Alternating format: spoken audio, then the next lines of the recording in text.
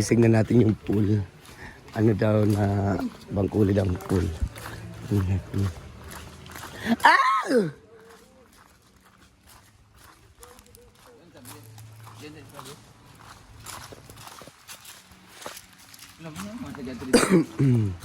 Isirado ko. Ha? Wala mag-isarado. Wala. Wala, pero bilig gawas ang tubig. Aga sa... Pagas ba?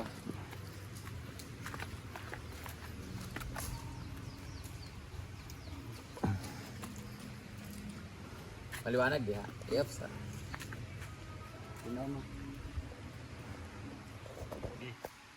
Hi guys! Nakikita niyo ba yung pool namin? Sobrang dumi. Tingnan mo. Ayan. Pero dyan sa paligid hindi. Bakit hindi lumalabas? Alam nyo, hindi ito madumi dahil sa naligo ng mga tao. Madumi ito dahil sa lindol. Dahil as you all know, alam nyo naman na kami dito ay deep well. So ang tubig namin ay galing talaga sa ilalim ng lupa. So nung lumindol ngayon, pagtingin namin, ganito na yung tulay ng tubig. Buti na lang talaga Monday ngayon and it's time for changing the water. So magdi-drain kami ngayon. Hindi ko lang muna din-drain kasi inaantay ko yung videographer ko kasi magbablog kami kung paano i-drain yung pool. Pero grabe no, paano kaya nangyari na hindi lumalabas yung tubig na may butas kasi dito eh. Dapat contaminated na tong gilid. So, iba yung tubig, hindi gawas. Hindi siya lumalabas guys na dapat kung anong tubig dito lumalabas doon kasi yun yung pumupuno doon. Kahit dito sa likod, walang gumaganon ba? Iba siguro yung tubig na to. Iba yung natural na tubig na... Hindi talaga siya lumalabas oh.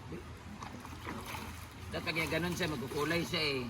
Hindi talaga, ito lang yung apektado. But anyway, ito talaga yung nagiging sanhi ng lindol. Pero mag-ingat po ang lahat. Ito, tubig lang naman to. Pero buti na lang hindi na-apektado yung tubig namin na hindi nag-lock sa ilalim. But anyway, i-drain namin to ngayon kasi mag-change kami ng water. So, amping ang tanan sa lindol. Mag-ingat.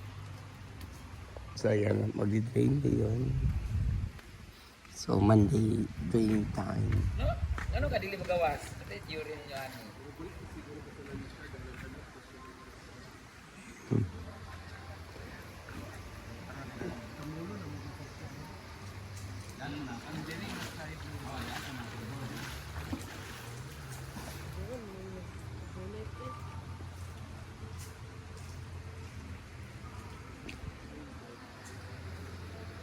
Magdi-drain na ako, bubuksan ko na yung hindi talabasan ng tubig.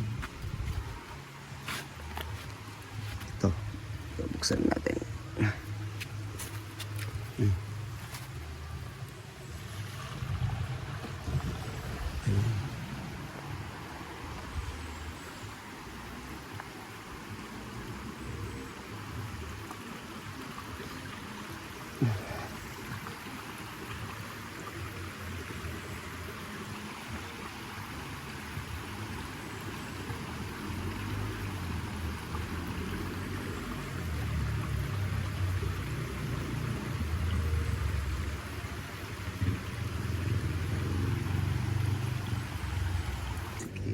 Nag-video.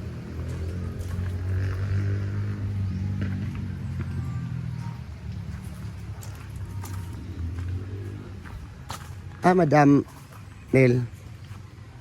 Ayaw magamit ang Britney. Sa dara. May camera. Dalawa ng cameraman ni Madam. Bro lang sa akin guys.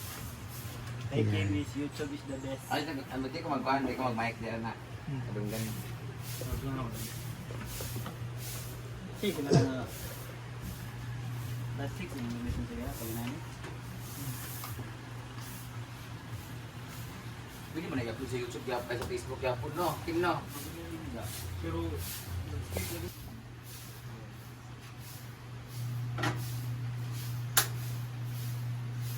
Good morning guys!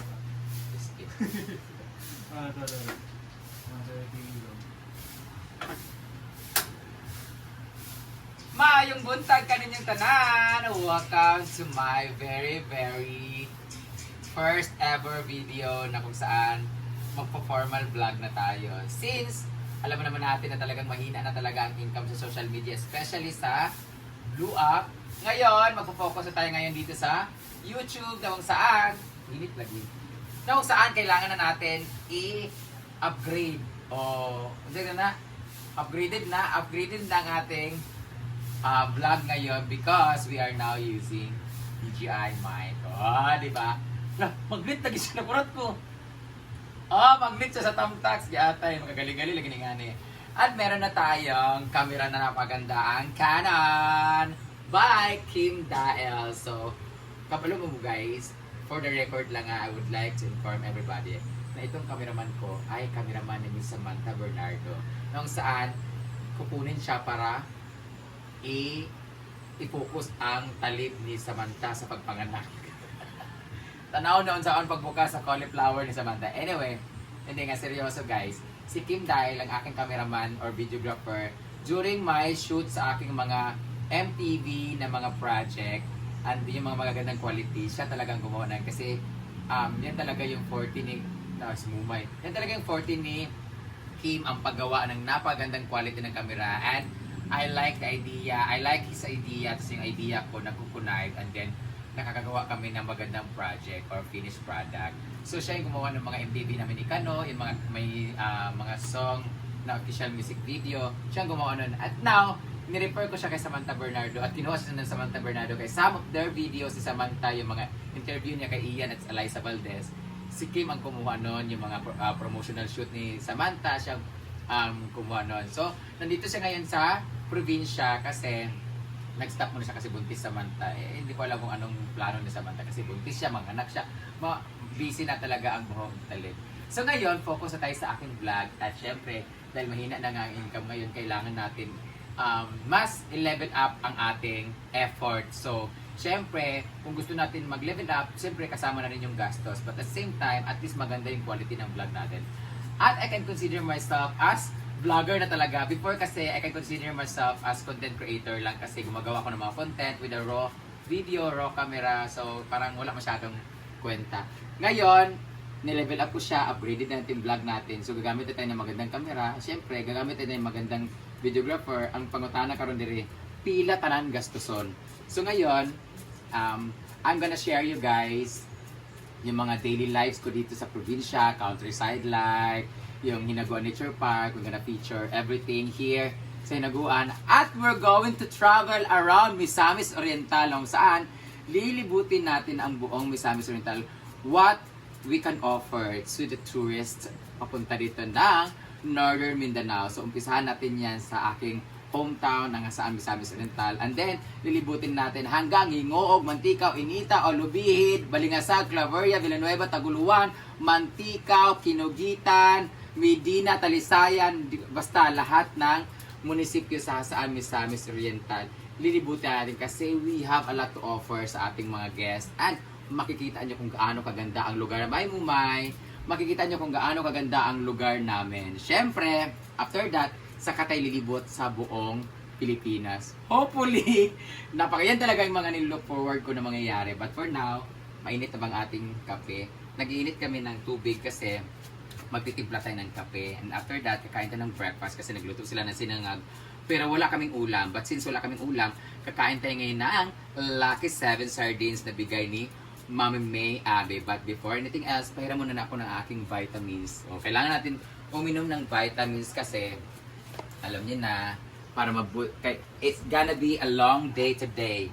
Marami tayong pupuntahan. Ayan, may vitamins is Neo Alkaline. At maghilamos tayo using the You Glow Babe na soap. So, speaking of You Glow Babe, pupunta ko ng Maynila kasi meron akong atinan na event. Ang anniversary ng You Glow Babe. So, see you mga babes. Mag-inom muna ako ng Neo Alkaline Vitamin C for my boosting of my immune system and energy. And basta, yun na yun. Tawag ito. This is sodium ascorbate. Sodium ascorbate Neo Alkaline. Iinom muna ako and after nito magkakape tayo. Asa na? Saan na? July 10 event. Ha? July 10. June 10. Ha? May event na pa sa June 10.